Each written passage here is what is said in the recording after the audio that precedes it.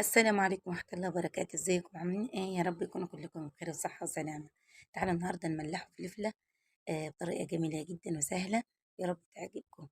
معلش يا جماعة عشان بتأخر في الفيديوهات. نملحوا الفلفلة بتاعتنا بطريقة جميلة جدا للبنات المبتدئين، ان شاء الله تعجبكم. وزي ما انتم شايفين جايبينها بلدي. احلى فلفلة تملحيها هي الفلفلة البلدي الصغيرة دي الجميلة. ولو حابة تحطي فيها قرون فلفلة حراقة من الفلفل الحراق حطي براحتك انتي. زي ما انتم شايفين ما شاء الله، حبيت ان انا اغير كده شوية واخلي لكم فلفلة بلدي ان شاء الله تعجبكم باذن الله.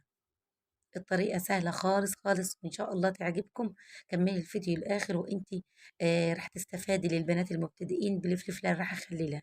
ولو اول مرة تشوفي قناتي فضلا ليس امرا، حطي لي لايك واشتراك وفعلي الجرس عشان يوصل لك كل جديد. وزي ما انتم شايفين غاسلين البرطمان بتاعنا راح نخلي له الفلفله بتاعتنا فيه باذن الله او نملح هو. تيجي تجيبي السكينه، طبعا انا غسلتها حلو. تجيبي السكينه وتفتحيها عشان الملح يدخل فيها وتبقى مالحه من جوه و... وتستوى.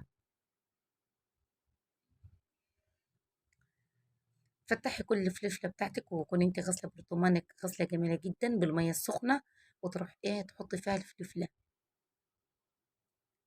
وحطينا الفلفله في البرطمان زي ما انت شايفين. لو عايزه تعملي كميه اكتر من دي اعملي براحتك انت في الكميه.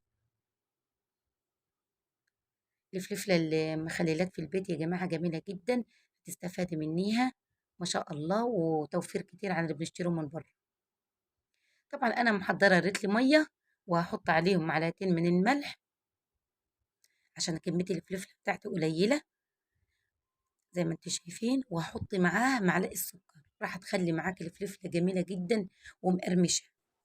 وبعد ما حطينا الملح ونحط معلقة السكر، بعد كده أدوّبهم حلو.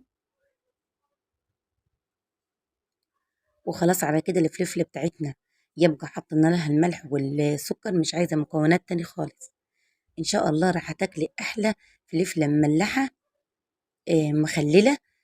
طعمها جميل جدا وما راح تبقاش معاكي ميصة، هتبقى مقرمشة معاكي وجميلة. امشي على خطواتي واعملي الفلفلة اللي انا عملتها، راح تتبسطي منيها وجميلة جدا وهتعجبك. وحطينا المحلول بتاعنا في الفلفلة ونسيبوها لمدة 3 ايام وتاكلي منيها وبألف هنا وشفا على اللي بياكل منيها.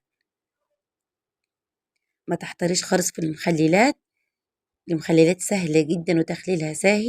وخلصنا الفلفلة بتاعتنا واقفل عليها حلو بالغطا واسيبها مدة 3 ايام وبعد كده افتح عليها. ويا رب يكون عجبكم الفيديو وعجبتكم طريقة التخليل الفلفلة، واشوفكم فيديو تاني بإذن الله.